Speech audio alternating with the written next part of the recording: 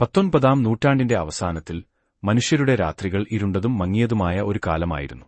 രാത്രി എന്നതിന് അന്നത്തെ അർത്ഥം എണ്ണവിളക്കുകൾ, മെഴുകുതിരികൾ, തീച്ചൂളയുടെ ചുവപ്പ് എന്ന് മാത്രമായിരുന്നു. പുകപടർന്ന ക്ഷീണമാർന്ന ഒരു വെളിച്ചം മാത്രം. അങ്ങനെയിരിക്കെയാണ് ചരിത്രത്തിന്റെ വേദിയിൽ തോമസ് ആൽവാ എഡിസൺ പ്രവേശിക്കുന്നത്. എഡിസൺ ആദ്യമായി ബൾബ് കണ്ടുപിടിച്ചവൻ അല്ല. അതിനുമുമ്പ് തന്നെ പല കണ്ടുപിടുത്തക്കാരും വൈദ്യുത വിളക്ക് നിർമ്മിച്ചിരുന്നു. പക്ഷേ അവയ്ക്കെല്ലാം ഒരു വലിയ ദൗർബല്യം ഉണ്ടായിരുന്നു.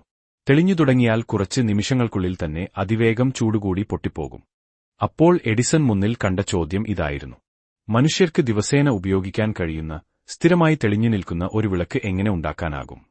അദ്ദേഹം തന്റെ ലബോറട്ടറിയിൽ വലിയ തോതിലുള്ള പരീക്ഷണങ്ങൾ തുടങ്ങി. 3000-ലധികം വസ്തുക്കൾ ഫിലമെന്റായി ഉപയോഗിച്ചു നോക്കി. പക്ഷേ വിജയം മാത്രം അകന്നുനിന്നു. എന്നാൽ എഡിസൺ ഒരു വാചകത്തിൽ ഉറച്ചുനിന്നു: ഞാൻ പരാജയപ്പെട്ടിട്ടില്ല. വെറും പ്രവർത്തിക്കാത്ത 3000 വഴികൾ മാത്രമാണ് ഞാൻ കണ്ടെത്തിയത്. അവസാനം എഡിസൺ ഒരു ദിവസം വിവിധ വസ്തുക്കൾ ഫിലമെന്റായി പരീക്ഷിച്ചു. കരിയില ചുട്ടുകിട്ടുന്ന കാർബൺ നാരുകൾ, ആട്ടിൻ രോമം, കേർ, പമ്പരമരത്തിന്റെ നാരുകൾ. ഒന്നൊന്നായി ശ്രമിച്ചു. പലതും ചൂടിൽ ഉടനെ പൊട്ടി. പക്ഷേ അവസാനം കാർബൺ ഫൈബർ ഉപയോഗിച്ചപ്പോൾ ഫിലമെന്റ് നീണ്ട സമയം തെളിഞ്ഞുനിന്നു. അത് പെട്ടെന്ന് പൊട്ടിയില്ല. സ്ഥിരമായി പ്രകാശം നൽകി.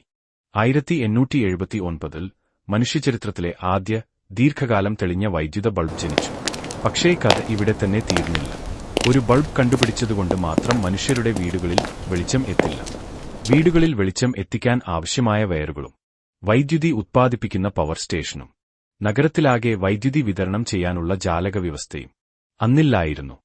അതുകൊണ്ടാണ് 1882 എഡിസൺ ന്യൂയോർക്കിലെ പേൾ സ്ട്രീറ്റിൽ ലോകത്തിലെ ആദ്യത്തെ ഫലപ്രദമായ വൈദ്യുതി വിതരണ കേന്ദ്രം സ്ഥാപിച്ചത്.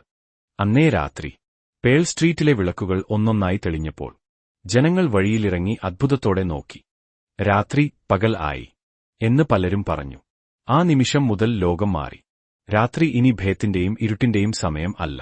പഠിക്കാനും ജോലി ചെയ്യാനും ജീവിക്കാനും കഴിയുന്ന സമയമായി.